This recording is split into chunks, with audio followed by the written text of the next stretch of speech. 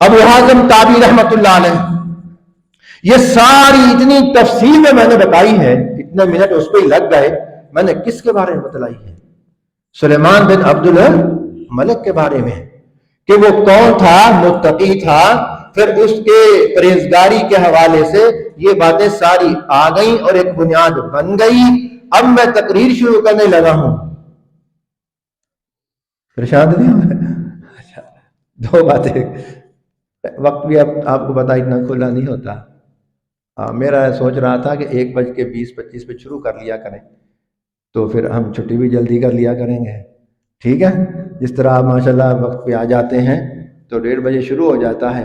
10 minute پہلے آنے کی کوشش کر لو. موسم بھی ایسا ہی ہے نا، دن بہ دن پیچھے آ رہا ہے، تو آپ جلدی کوشش کر لیا کریں، تو پھر چھٹی بھی چھتی، اگر چھتی نہ آئے تو پھر چھٹی بھی لیٹ.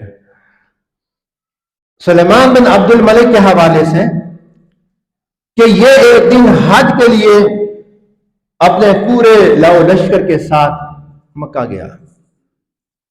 مکہ سے مدینہ، مدینے میں تابعی ابو حازم رحمت اللہ علیہ بہت بڑے امام تھے، محدث تھے، وہاں رہا کرتے تھے، لیکن اپنی زندگی ایک کونے میں چھپ کر گزار دی. ایک خلیفہ سلیمان بن عبد الملک نے اپنے ساتھ کچھ علماء بھی رکھے ہوئے تھے، امام شہاب زہری وغیرہ وغیرہ، اس طرح کے بڑے بڑے محدثین اس کے ساتھ تھے.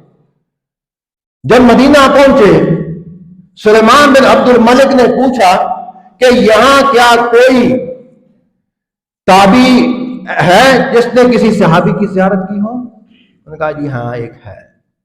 کون؟ ابو حازم. کہا چلو ابو حازم کے پاس چلتے ہیں. ابو حازم کے حجرے میں پہنچ گئے.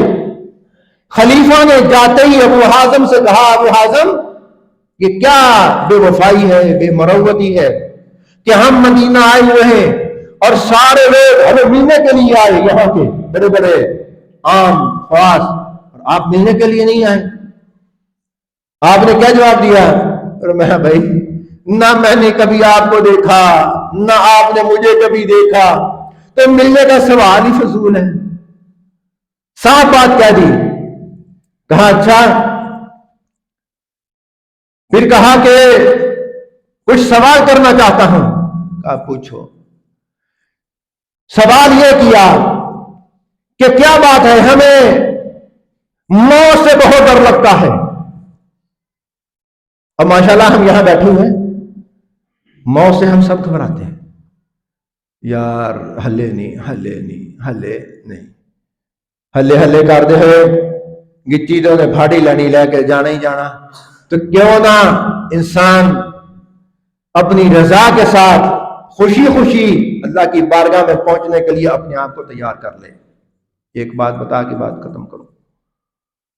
انہوں نے کہا بات یہ ہے، آپ کی آخرت ویران ہے اور دنیا آپ کی آباد ہے، اور یہ قاعدہ ہے کہ جو آبادیوں میں رہتے ہیں وہ ویرانوں میں جانا پسند نہیں کرتے. اس لیے آپ کو موت سے ڈر لگتا ہے کہ آپ نے اپنی دنیا کو آباد کر رکھا ہے اور آخرت آپ کی ویران اور بے آباد ہے، اس لیے آپ وہاں جانے سے گھبراتے ہیں. چوک گیا خلیفہ، نرم دل تھا. بدلنے والے جب بدلتے ہیں ایک بات سے بدل جاتے ہیں. نرم دل تو وہ پہلے ہی تھا، نیکی پہلے ہی اس کے دل میں اللہ نے کوٹ کوٹ کے بھر رکھی تھی. اب اور زیادہ نیکی اور پرہیزگاری کی طرف، فکر آخرت کی طرف اپنی توجہ دلائی. کہنے لگا ابو حازم تو نے مجھے جھنجھوڑ دیا، تو نے مجھے جھنجھوڑ دیا.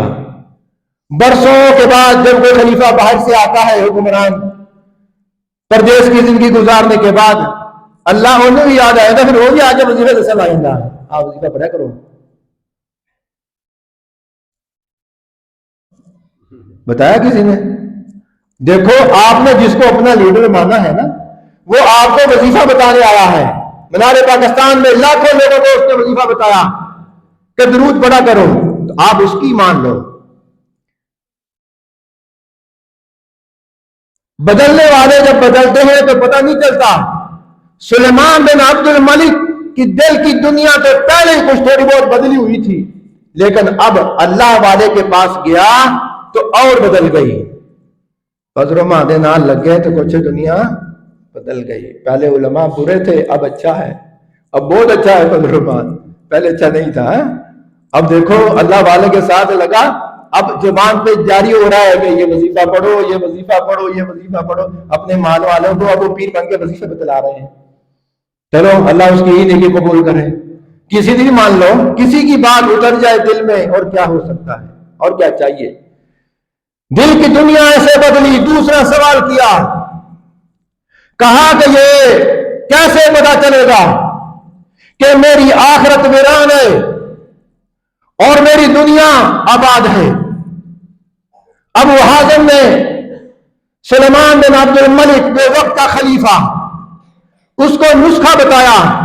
کہا دنیا میں رہ کر اپنے اعمال کو اللہ اور اللہ کے رسول کے احکامات کی کسوٹی پر پرکھو، پتہ چل جائے گا. تم دنیا میں رہ کر جو عمل کر رہے ہو، یہ دیکھ لو کہ تمہارا یہ عمل قرآن کے حکم کی روشنی میں اور پیغمبر کی سنت کی کسوٹی پر پورا اترتا ہے یا نہیں. اگر پورا اترتا ہے، ابو حازم قسم کھا کے کہتا ہے رب کعبہ کی قسم، تیری آخرت برباد نہیں، تیری آخرت آباد ہے.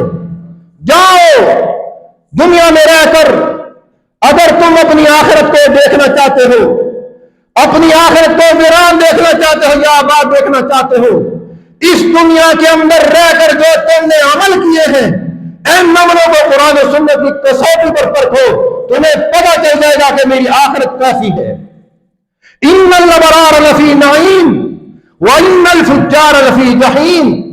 نیک جو ہوتے ہیں اللہ کے حکم کی فرمانبرداری کرنے والے، رب کعبہ کی قسم ابو حازم نے قسم اٹھا کر کہا ہے کہ قرآن اور نبی کی سنت کی کسوٹی پر پورا اترنے والا قیامت کے دن اللہ کی جنت کی نعمتوں میں اپنی زندگی گزارے گا.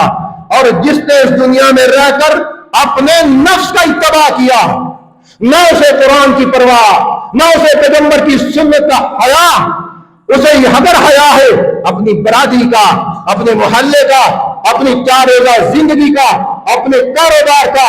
ہر وقت اس میں مگن، اتنا مگن کہ اتنا مگن، نہ آخرت کی پرواہ کی، نہ پیغمبر کی سنت کا حیا کیا، نہ کبھی قرآن کی تلاوت کی. ایسی بے رونق زندگی گزار کر وہ دنیا سے چلا گیا. وَإِنَّ الْفُجَّارَ لَفِي جَحِيمٍ. فرمایا مہر لگ گئی ہے ان فساق اور فجار اور یہ باغی اللہ کے سرکش لوگ، فرمایا یہ بغاوت کرنے والے قیامت کے دن جہنم کی وادی میں سڑ رہے ہوں گے.